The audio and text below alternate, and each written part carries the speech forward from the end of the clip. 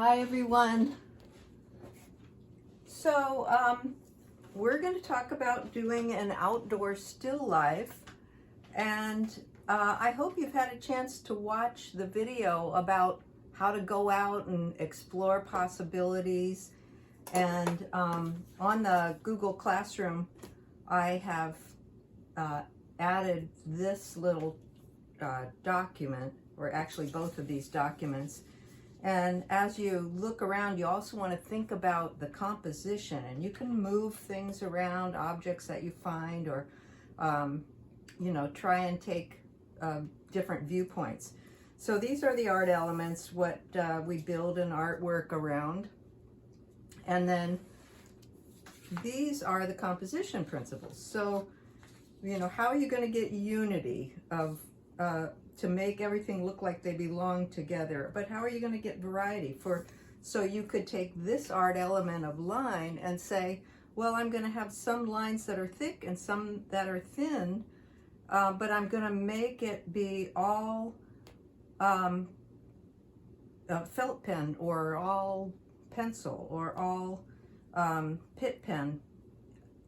So it has unity, but it has variety in the thickness. What are you going to do to create an emphasis? Are you going to have more texture in one area? Are you going to have bigger or smaller shapes in that area? And what are you going to do to balance it? So if you have something heavy on one side, you need to balance it by something on the other side, or upper right and lower left, and so on. So think about those things as you create your composition. So I'm going to show you a few examples just from my sketchbooks, and these, I think I've attached most of these onto the Google Classroom. So these are just sketchbooks I like to take with me when I go out on location.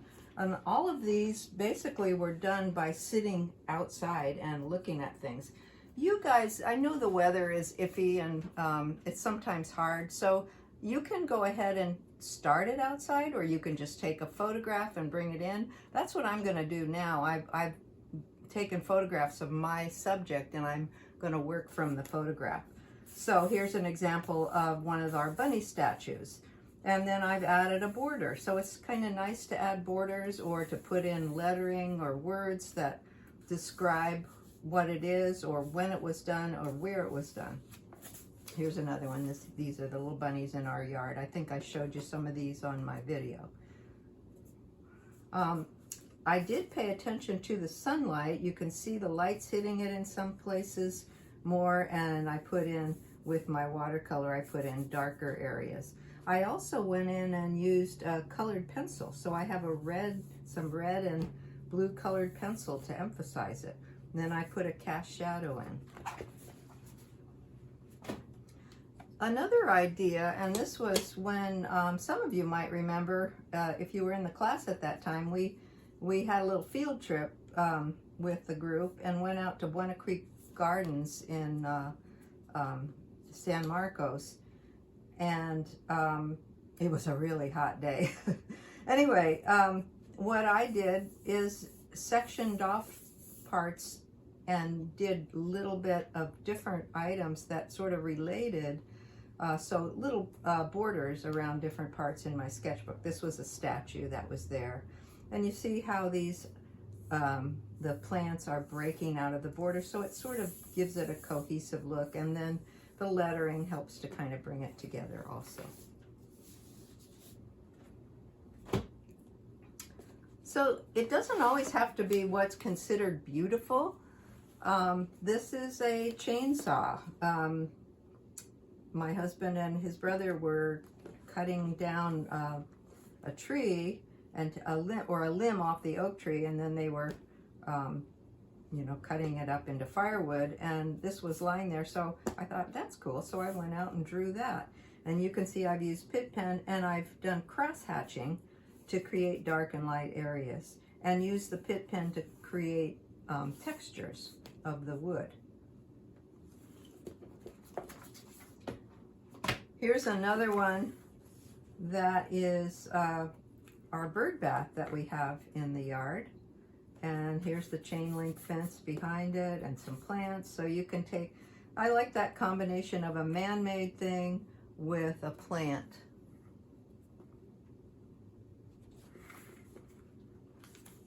And then this is our little St. Francis statue we have in the yard on our back patio. And this is a little element of the tile work that's on the fireplace back there. So I've kind of included that. And I didn't put any color on this, and that's okay. You don't have to do color. In fact, you could just go out and use whatever materials you want, just pencil or colored pencils. But since I didn't put color, I went ahead and used ink or pen to do shading, cross-hatching and shading. So it's nice to have that element of sun and shadow. And so this is what I decided I was going to do. I think I mentioned that in the video, that I was going to use this little statue for my subject. So what I did is I did a little, I took photographs, and I took photographs in 2 different positions. I kept moving him around to different places. And I really liked the sunlight in this one and the rock wall behind, but I really like the plants more in this one. So I sort of did a combination. I started with the gesture drawing to get it placed, and then I went in with my Pitt pen. So I've mostly used the medium Pitt pen, but there's some issues that I don't like here. One is that everything's the same thickness, and I'd really like to emphasize. So here, I'm going to try and go in and make the outline of the statue a little bolder with an SB. The other thing that happened is this little leaf here, I was trying to round it off and I ended up messing it up. So it's drawing attention to that. So I'm going to have to come up with a solution to that. One thing is maybe I should put another leaf back here and maybe another bold leaf right here to show less. The problem with pen is you can't erase it. I could use some white, but I'm gonna make St. Francis a little bolder, and then I might end up using that on some of the leaves. And this is going to give me a thin, thick line.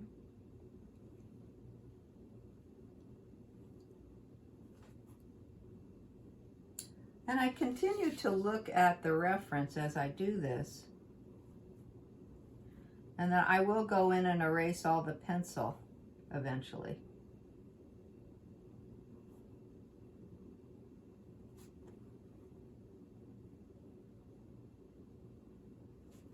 So this is a very sensitive pen. If you give it any pressure at all, it will really get thick.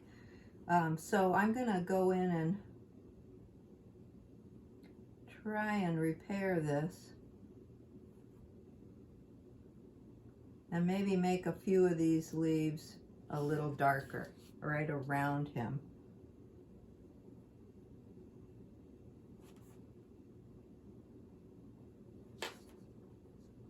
So we'll see how that works. I may have to go in and make a lot of the other ones darker also.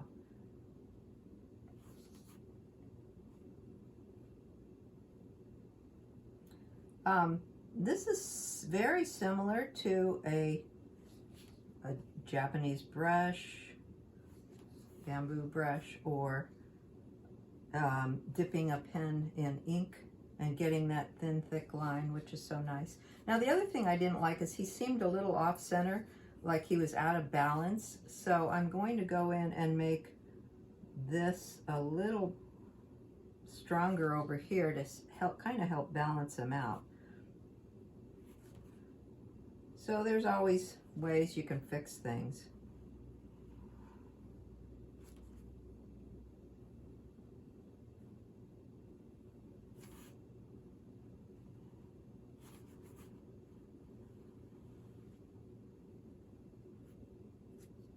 The other thing is that little yucky part right there. There's another thing that I didn't like. So maybe I won't make his rope like the, what do you call it, like a belt, the rope belt. I won't make that. This is a B pen, and it's a bold line, but it's not going to be as flexible, so you have a little more control over the line getting too thick. Like, I want to make this a little thicker, but I don't want to have it get way thick by pressure change. So no matter what the pressure is, it'll stay about the same, this pen. So maybe I'll use that on the bird.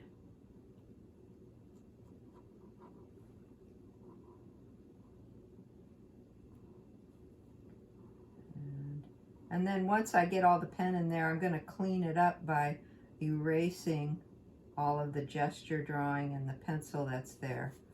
And just then I can be ready to splash a little watercolor on. This, I wouldn't call this a watercolor, I'd call it more of a drawing with the element of watercolor in there. So it's more of a pen drawing, and it's going to be enhanced by a little bit of paint on there.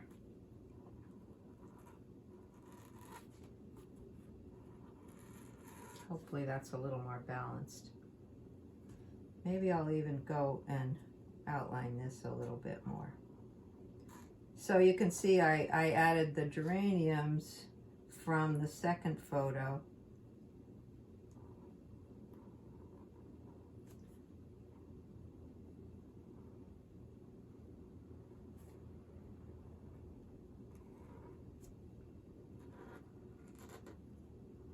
And I don't want to put too many geraniums in there, just a hint of them, because I like that overlapping of that leaf in front of him in that second photo.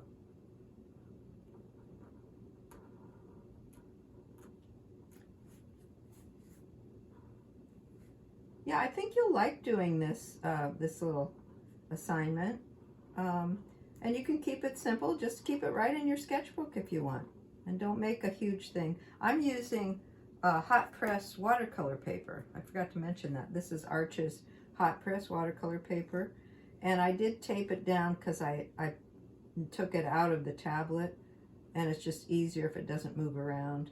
If this turns out fairly decent, I think I'll give it to my brother, who's a Catholic deacon in Arizona, and he always liked our little St. Francis statue, so I might give this to him. Unless it turns out really yucky, then I won't.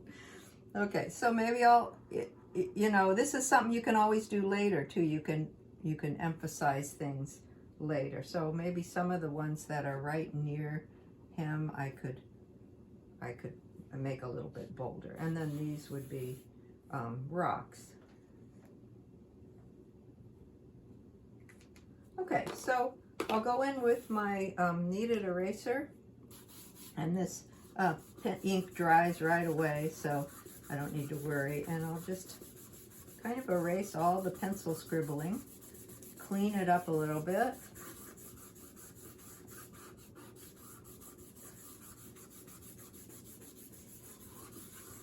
And then if I were outside and on working on location, plein air, so to speak, I would have my little portable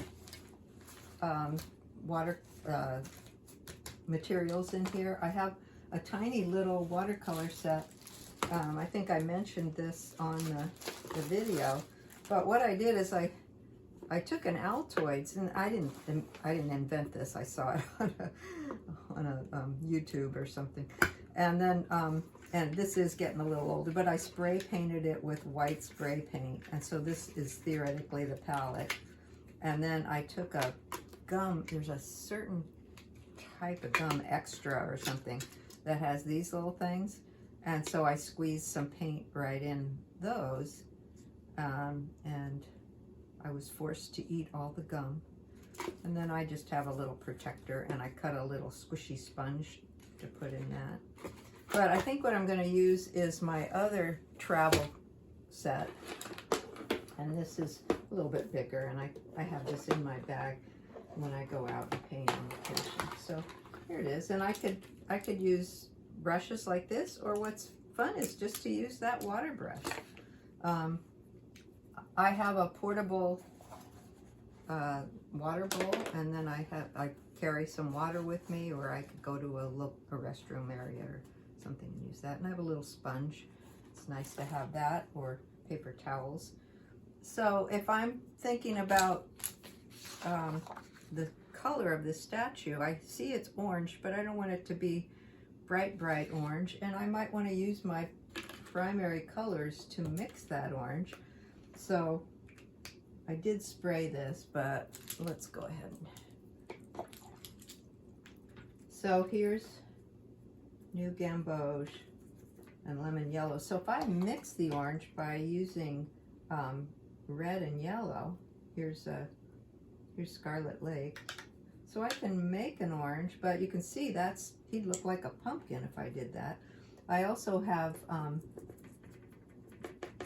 think this is it, burnt sienna. Yeah, burnt sienna is a nice orangey brown. That's too brown.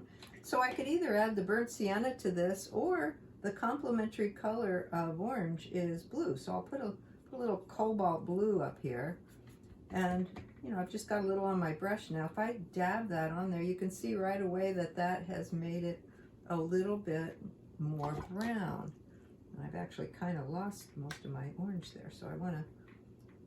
And it's nice to have, as you work, to have different areas, so you can kind of dip in different areas. So I'm looking at, I love the way the sun was hitting on this one. But you can always glaze over that later and darken it, or you can do it right away. So I'm going to go ahead and do a kind of a watery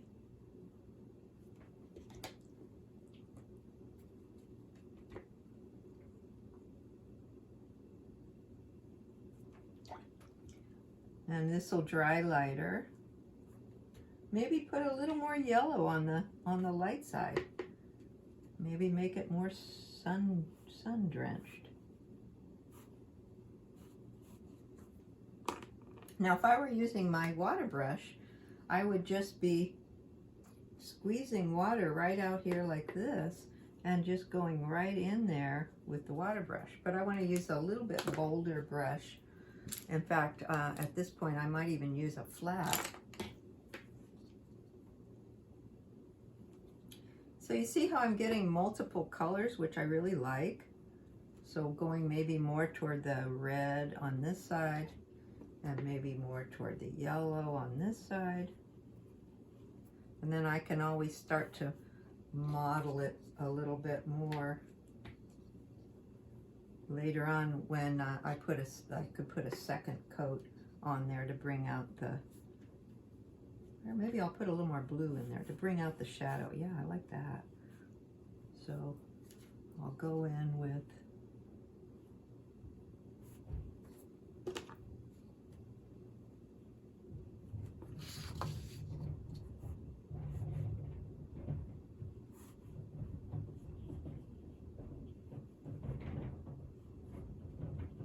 so I'm looking at the lighting on this other one.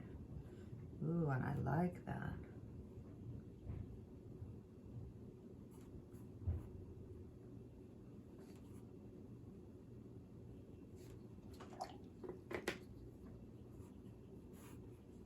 So you don't have to make it all a homogeneous color. You can really keep dipping in different parts.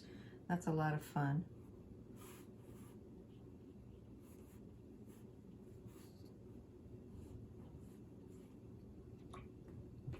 There's my yellow area.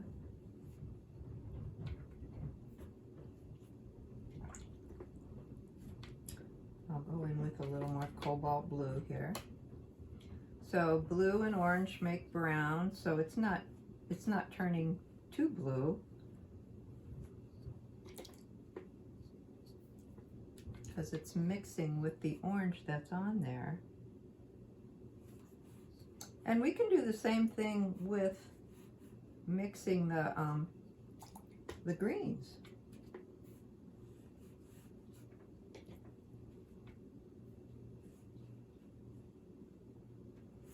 So yellow and blue make green. So I'm happy with that. I can always go back in and darken it later.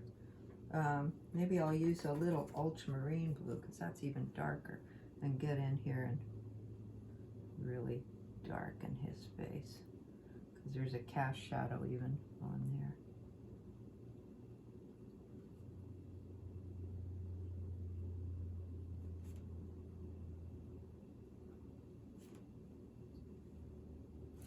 And I kind of lost some of that pretty orange, so I'm going to go back in with more Scarlet Lake and emphasize some of that orange. It's like a terracotta, really. But I love color personally, so I don't mind exaggerating the color a little bit.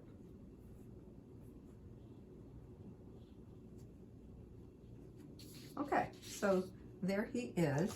And I have to be careful if I start in on the leaves here, because they will, they might run into him. Now I could put a nice coating of green all around, or even yellow, and then go back in and glaze over that. So maybe that's what I'll do. I'm just kind of thinking as I go here. So maybe what I'll do is just go in here and mix some lemon yellow.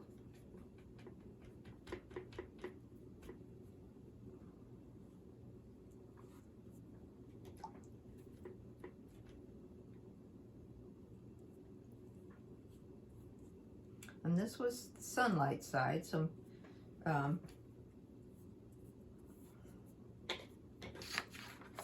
but that doesn't really mean anything. I could accent this light by going darker in the background here. So I'm just splashing a little yellow over the whole area here. Doesn't have to be all yellow. And that could also be the underpainting for the rocks.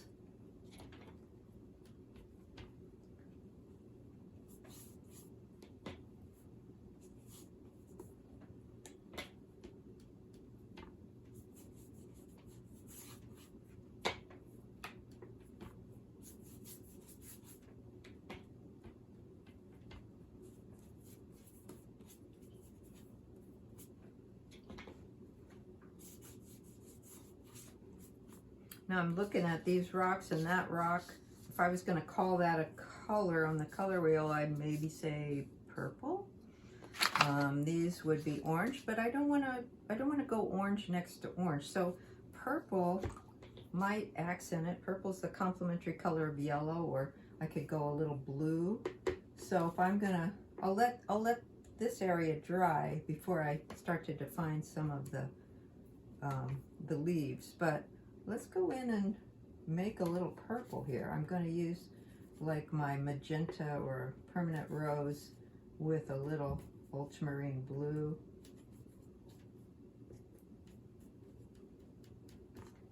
And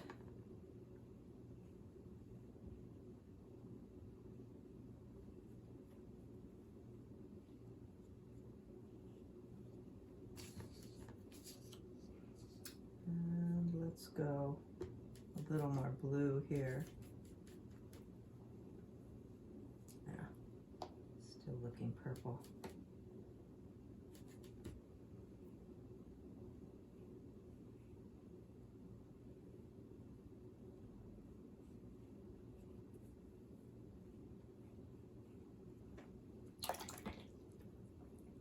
And maybe I'll go in and make the ground a little more like dirt here.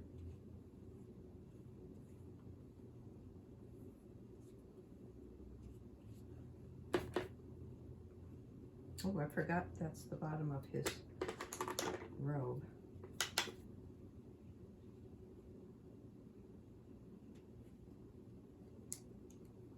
I don't want to really make the dirt the same.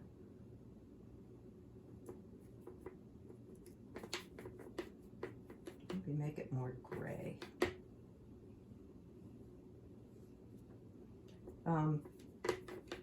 cool mud with more blue in it is more of a gray, and warm mud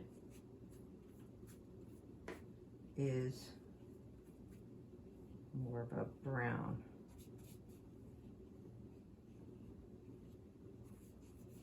So I'm gonna spatter a little bit. Let me grab a toothbrush here. This is just a watercolor technique that I'll try.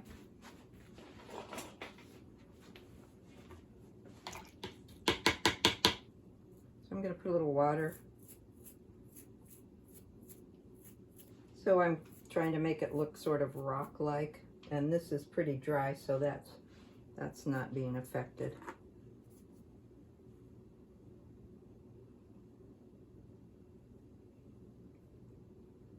Because I have that drawing, I don't have to be quite as careful with my watercolor.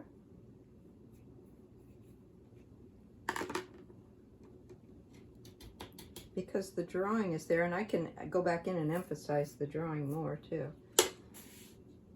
So this is still a little wet, so I'm going to grab the blow dryer.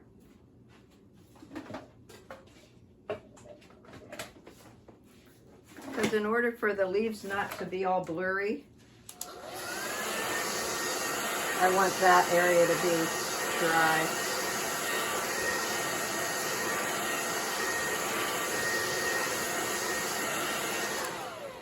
So, as you know, the two primary colors that make green are blue and yellow. And if I want a bright green, which it seems like these would be, I would go more toward a turquoisey blue. So I'm going to use, let's get some of this up here. I'm going to use this sort of a turquoisey, it's manganese blue. And if you have any turquoise in your paint set, this one is called peacock blue. It's really turquoisey. So we'll see what happens. Here's cobalt, so that'll be a little more of a earthy blue, which might be what we want. So I'm gonna just take my brush and go over this, and I'll see what happens when it dries. If it looks too blue, then I can always add a little bit more yellow to it. But if it's transparent, that yellow should be showing through. And I can vary it, like change with each leaf. I can kind of change the color. I might actually tighten up around him and go maybe go pretty dark blue right next to him, right next to his face, to really bring out his face as the focal point.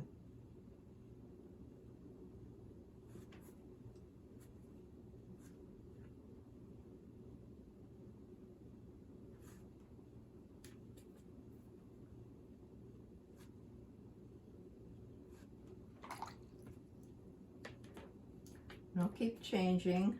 So this leaf might be a little more yellowy green. And you know, this leaf kind of disappeared, so I might end up putting more ink around that later. So that one turns a corner, so I'll make it darker where it's underneath.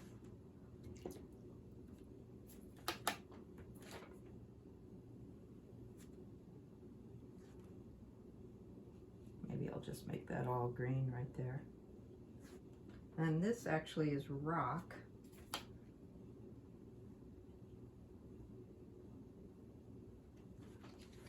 So you see how it's kind of coming together?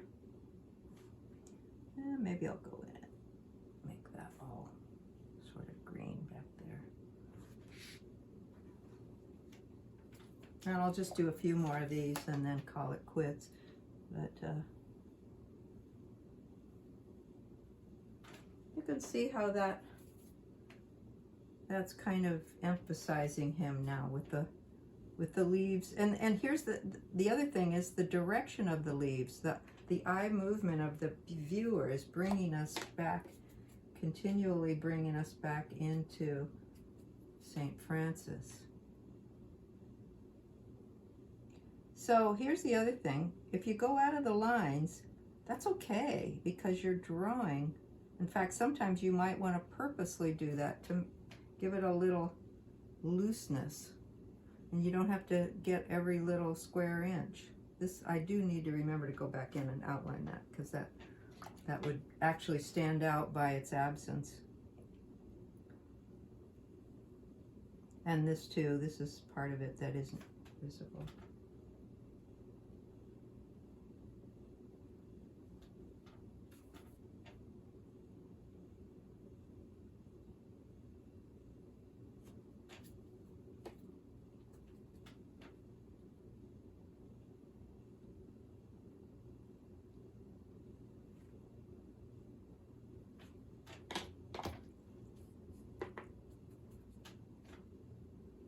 Got to keep remembering to change colors on these leaves so they aren't all the same.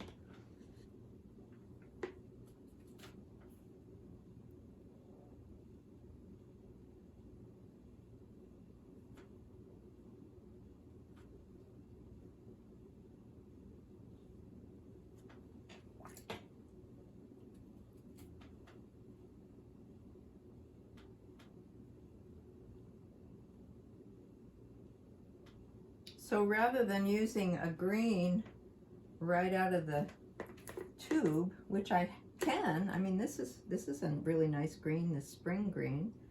I can use that. But it's kind of fun to have that variety by mixing them. Okay, and then I could go in and do the rocks behind and then maybe emphasize a little bit more. Yeah.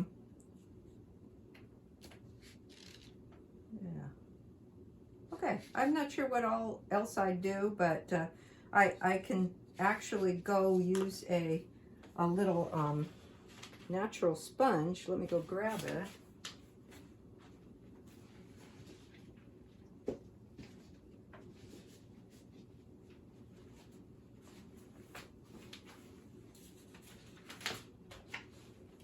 So this is a natural sponge. If I get it wet and squeeze out all the water and make up a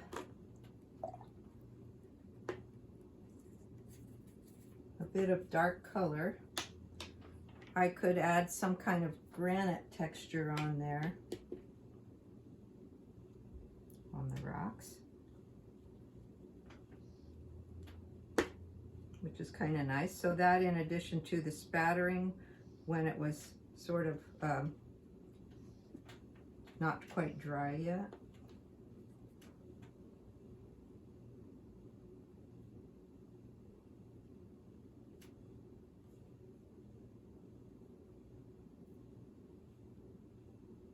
A bit of a cast shadow on there.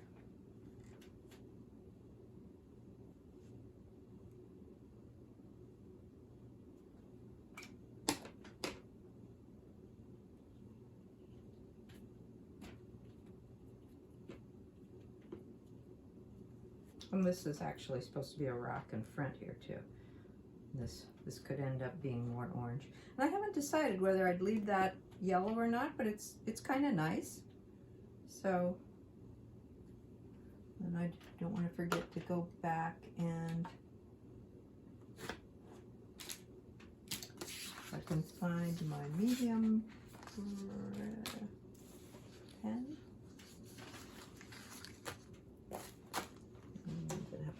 Here it is.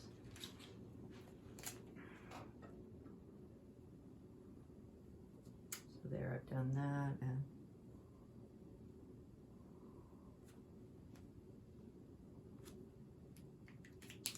another thing I'm seeing here too is maybe going back and darkening around some of the leaves to make some of those leaves stand out.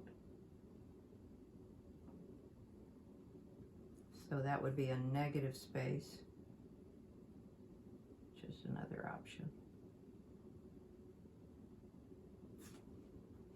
So that's hopefully making those leaves pop out a little bit more. I don't know if I love that or not.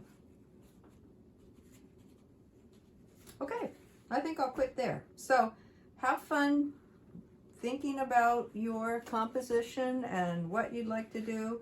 Take a picture if you want, and work indoors, or go out and work outdoors in the morning when it's nice and cool still. Not next week's gonna be pretty hot, so you might want to work from photographs. All right, that's it. So, hi, bye.